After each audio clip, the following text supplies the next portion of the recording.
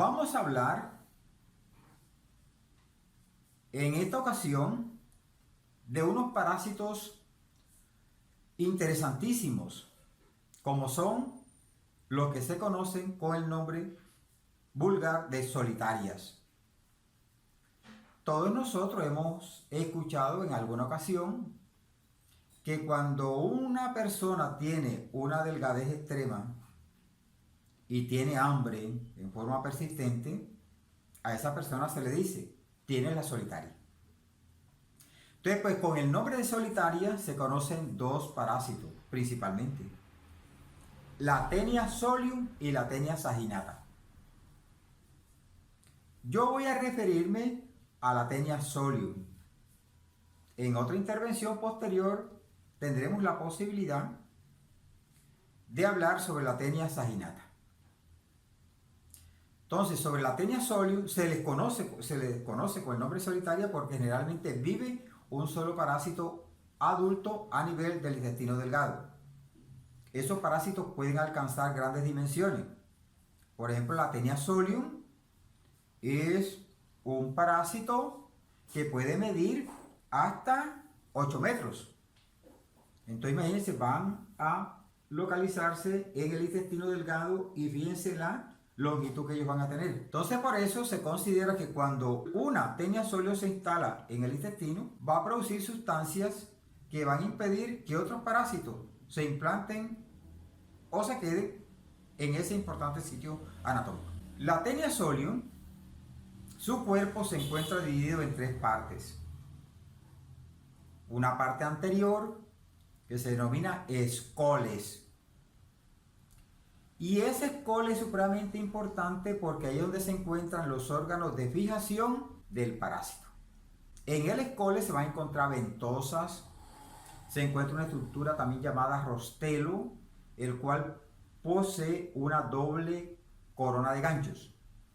Entonces todos estos ganchos que el parásito tiene en el escole, igual que las ventosas, son las que él, repito, utiliza para fijarse al intestino delgado en donde va a vivir. Seguidamente, después del escoles, viene el cuello. Y el cuello es la región germinativa del parásito. A través del cuello es que el parásito va a crecer. Y después del cuello viene el resto del cuerpo del parásito que se llama estróbilo.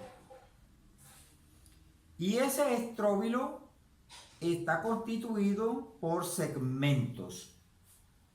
O sea, el cuerpo de las tenias se encuentra segmentado. Y cada uno de esos segmentos que constituye el estróbilo, esos segmentos se denominan proglótidos. Entonces, esos proglótidos los hay de 3 clases. Proglótidos inmaduros, los más cercanos al cuello, proglótidos maduros que se encuentran como en la parte media del parásito, y proglótidos grávidos, los proglótidos finales o terminales. Esa clasificación va a depender del desarrollo de los órganos sexuales. Las tenias, acuérdense, son hermafroditas. En cada uno de los proglótidos van a haber órganos sexuales masculinos y femeninos. Entonces, los proglótidos inmaduros tienen esbozo de los órganos sexuales. Los proglótidos maduros, ya los órganos sexuales se encuentran completamente desarrollados. Y uno puede identificar el ovario, el útero, los testículos que se encuentran en cada uno de los proglótidos. Y en los grávidos, pues la estructura que va a predominar es el útero. El útero, en los proglótidos grávidos, se encuentra ramificado y está lleno de huevos. O sea, realmente esos proglótidos grávidos son sacos llenos de huevos que se encuentran en el interior del útero del parásito.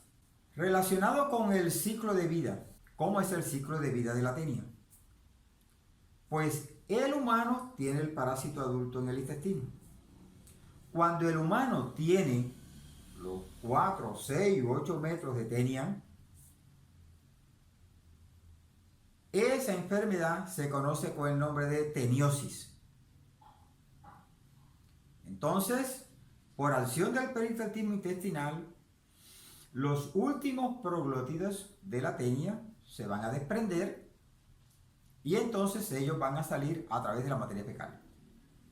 Entonces, cuando un humano realiza su deposición en el suelo, él va a eliminar a través del bolo fecal los huevos de la tenia con su morfología característica y también los proglótidos.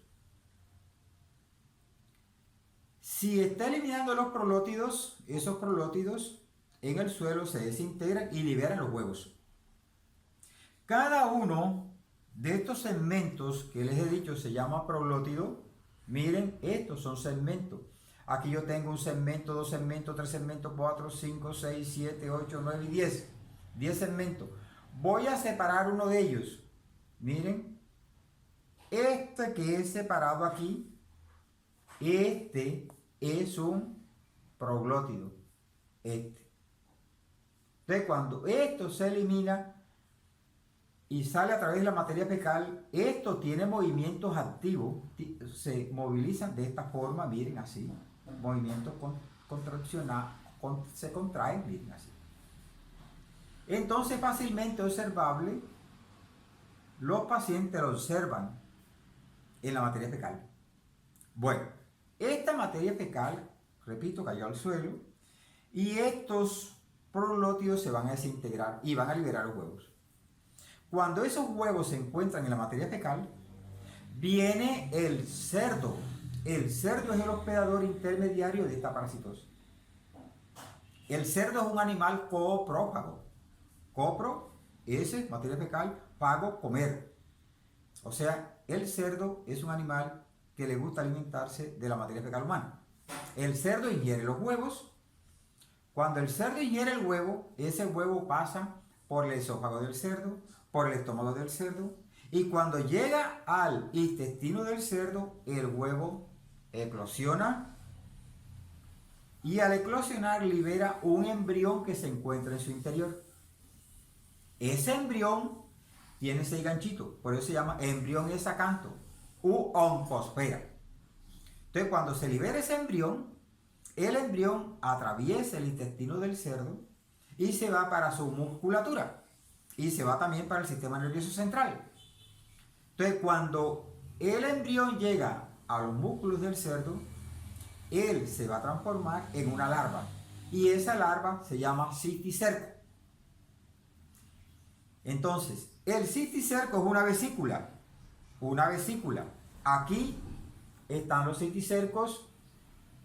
Estas vesículas que ustedes pueden estar observando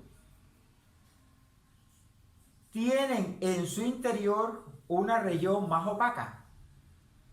Esa región más opaca constituye el escoles de la tenia. Entonces, cuando el humano ingiere la carne de cerdo mal cocida o cruda que tenga los cisticercos, el humano ingiere el cisticerco presente en la carne de cerdo. Cuando esto pasa por el esófago, llega al estómago y finalmente al intestino delgado, el cisticerco al reventarse libera el escole. Sale el escole de la tenia y el escole, como tiene las ventosas y tiene los ganchos que mencionábamos anteriormente, el escole se fija al intestino de los humanos. Ahí inmediatamente está el cuello y de ahí en adelante comienza la tenia a crecer. Solo bastan 3 meses desde el momento en que un humano ingiere el cisticerco hasta que tenga los 6 u 8 metros de tenia en el intestino. Y de esa forma, cuando ya tiene la tenia adulta en el intestino, el paciente nuevamente va a eliminar los huevos o los proglótidos que van a caer al suelo y de esa forma nuevamente van a ser ingeridos por el cerdo y el ciclo se va a continuar en el cerdo. Bien. Las manifestaciones clínicas de la teniosis. Pues como el parásito se aloja en el intestino delgado, ya hemos mencionado que cuando un parásito se localiza a nivel del intestino delgado, me va a producir afectación de ese órgano.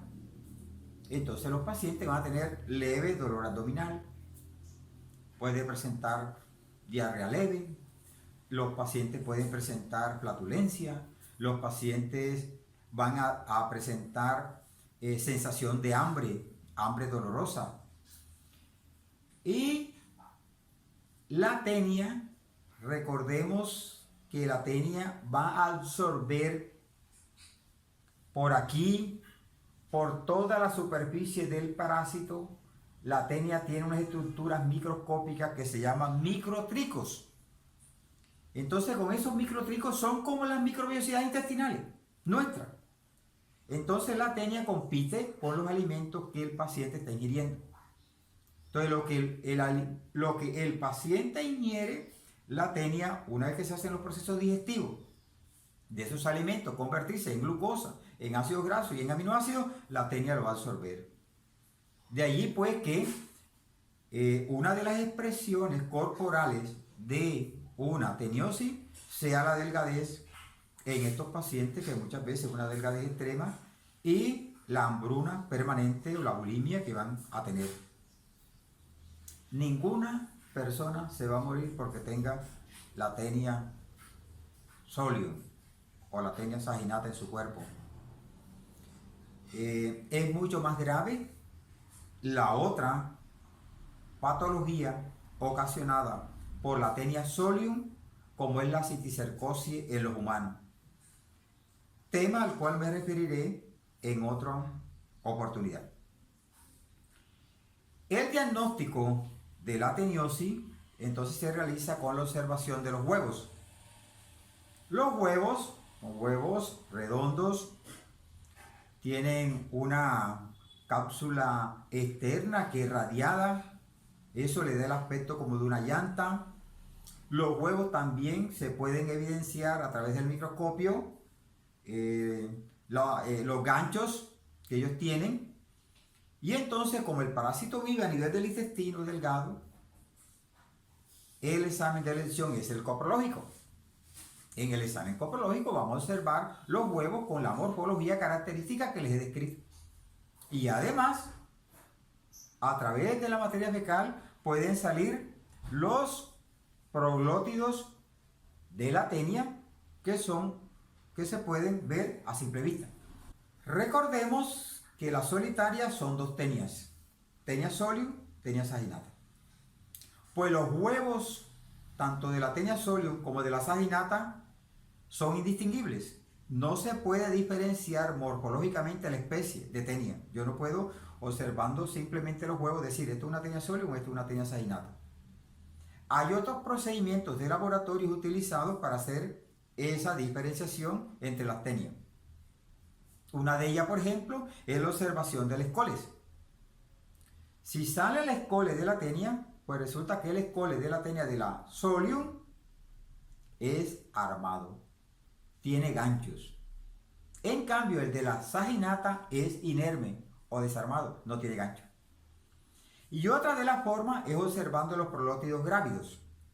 Si el proglótido grávido se colorea con tinta china, al hacerle una infiltración con tinta china, se inocula tinta china, la tinta china tiñe las ramificaciones uterinas.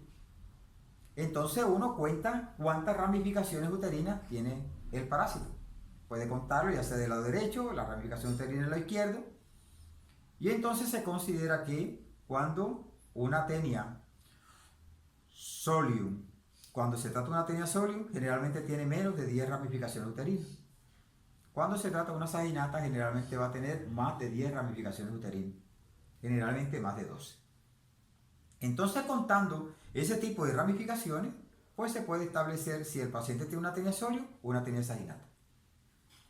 Si a nosotros nos ponen a escoger cuál tipo de tenia quiere usted tener, usted tiene las dos opciones de estar parasitado por tenia solium o por tenia saginata.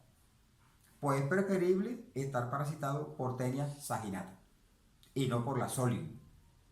Y cuando les converse sobre el tema de cisticercosis, les daré más explicaciones al respecto.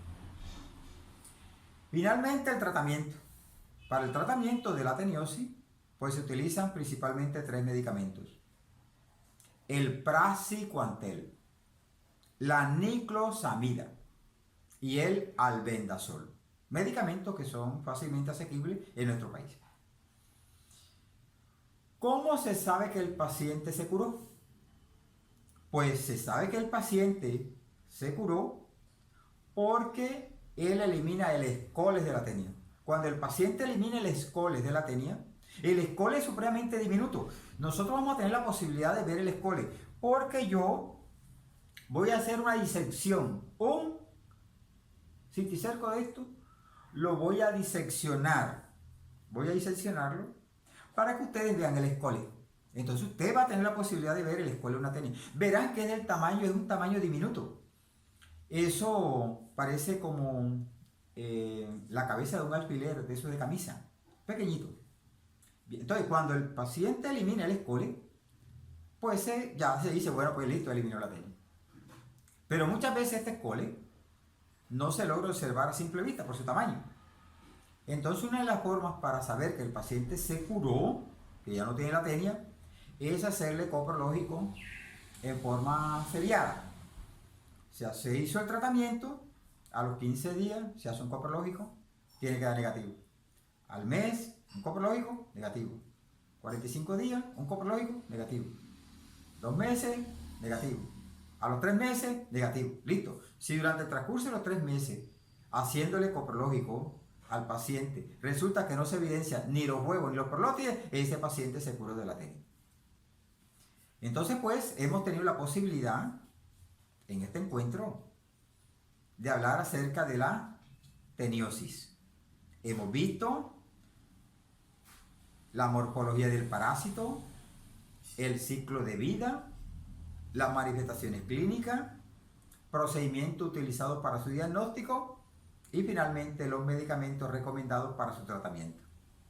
Esperamos vernos en la próxima sesión, que va a estar más interesante todavía, porque vamos a hablar de la neurocisticercosis, cuando la tenia se lo aloja su larva en el sistema nervioso central, en el ojo, en el tejido subcutáneo. Va a estar interesante, entonces los invito para la próxima. Nos vemos.